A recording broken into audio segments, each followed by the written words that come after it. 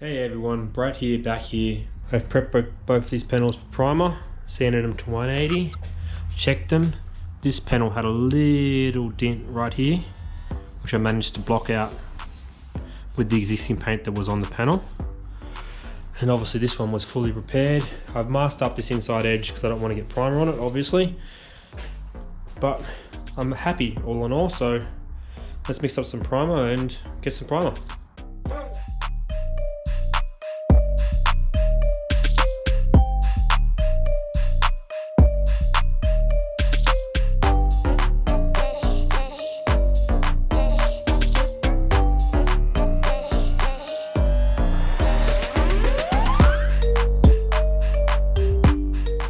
Before about you become a parent, all of a sudden your perspective changes. It's a huge shift. It's a huge shift. If you have a role model that may or may not be the best role model, I just mentioned Ed Marlett, his father was very, very, very abusive for the first 35 years. Yeah. You know, everyone's got different stories. Mm-hmm.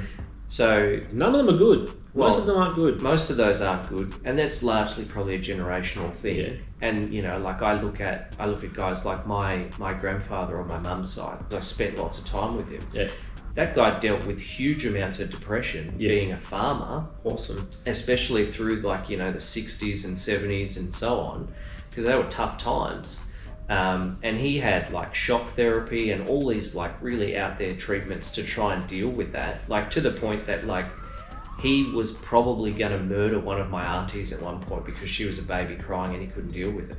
Jesus. It was bad. Yeah, that's terrible. And he had these therapies and whatnot to get him through it. Now, when I knew him, which was obviously years later, none of that was really that obvious.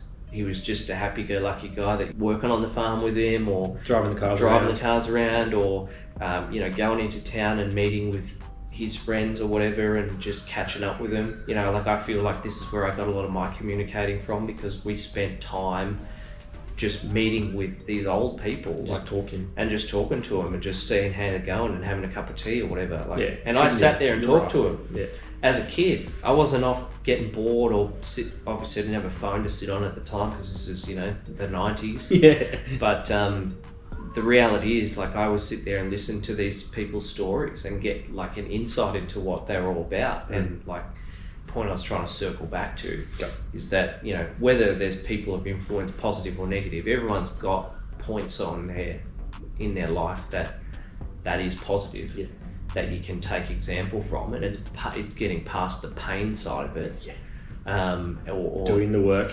Yeah, doing the work, and then also looking at the people who do influence your life or are role models to you. It's even later in life, I listen to so many different podcasts and get different perspectives from people who have achieved lots and try to get a bit of an insight into what drives them. And I look up to those people now. It's not necessarily the word role model, but it might be the word mentor, or it might be just a bit of guidance. Yeah, influence. Yeah. Or inspiration too. That's another good word.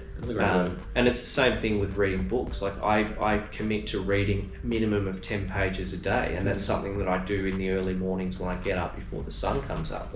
It's my mission to beat the sun up every day. And the day starts at 3:45, so it's pretty easy to beat the sun. Yeah. Doesn't matter what time of the year it is. No, not in this day, that's for sure. And essentially, I'll get up and do a bunch of stuff that's helping me grow.